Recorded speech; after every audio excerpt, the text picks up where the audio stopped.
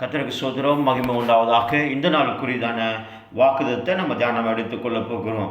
சரிங்க, அதற்கு முன்னாடி இந்த நாளில் எதை குறித்து நம்ம தியானம் எடுத்துக்கொள்ள போகிறோம்னு சொன்னால், பயத்தை குறித்து.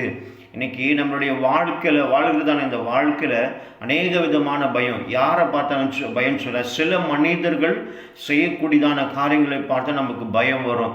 அப்படியாய் அவங்க முன்னாடி நிற்கிறது கூட முடியாது.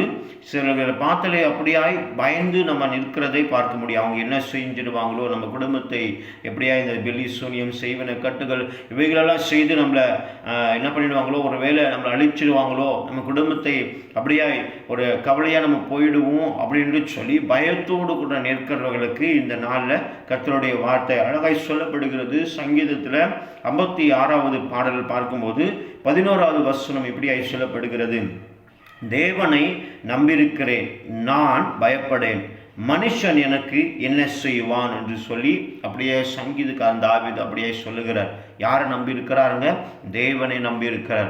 அப்போ மனுஷனை என்ன பண்ண முடியாதுங்க? ஒன்றும் செய்ய முடியாது, அவர்களால் என்ன எதிர்த்து நிற்க முடியாது என்று சொல்லி சங்கீதக்காரன் தாவீது அப்படியே அழகாய் சொல்லப்படுகிறார். அப்போ தேவன் மீது நம்பிக்கையாருங்க, அவர் மீது விசுவாசமாயிருங்க, அவர் மீது பயமாயிருங்க. அப்பொழுது உங்கள் எதிரியை நீங்கள் என்ன பண்ண முடியும்? ஜெயிக்க முடியும். இதுக்கு முன்னாடி பார்த்தீங்கன்னா கோலியாத்து பெரிய ஒரு மனுஷன் தாங்க, பிசாசு கிடையாது. கோலியாத்துங்கிற பெரிய ஒரு மனுஷன் என்ன பண்ணன்னு சொன்னால், தாவீது அங்கே இஸ்ரவேலை ஜனமே பயந்து கொண்டு இருக்கு. ஒரே ஒரு மனுஷனுக்கு பயந்து கொண்டு இருக்கிறது.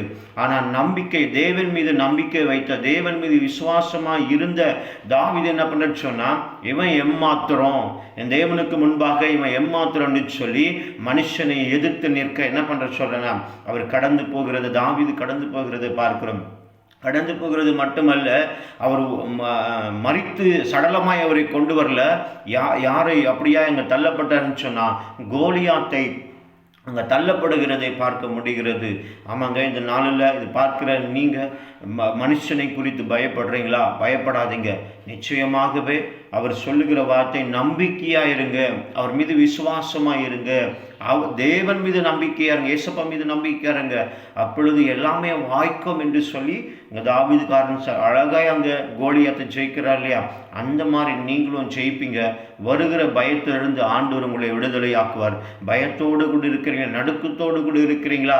அடுத்து என்ன நடக்க போகுது, அடுத்து என்ன சம்பவிக்க போகுது என்று சொல்லி பயத்தோடு இருக்கிற, பயப்படாத மகளே, கர்த்தர் உங்களோடு கூட இருக்கிற மகனே, நீ பயப்படாத, தேவன் உன்னோடு கூட இருக்கிறார். நீர் நம்பியிருக்கிற தேவன், அல்லேலூயா, இயேசுவை நம்பி இருக்கிறவங்களா, ஏசப்பாவை நம்பி இருக்கிறீங்க, அப்பொழுது உங்கள் பயங்கள் எல்லாம் விலகி ஏசப்பா என்ன பண்ணுவாருங்க? உங்களை விடுதலையாக்க அவர் வல்லவராக இருக்கார். கர்த்தர் உங்களோடு கூட இருப்பாராக்கு. ஆமென்.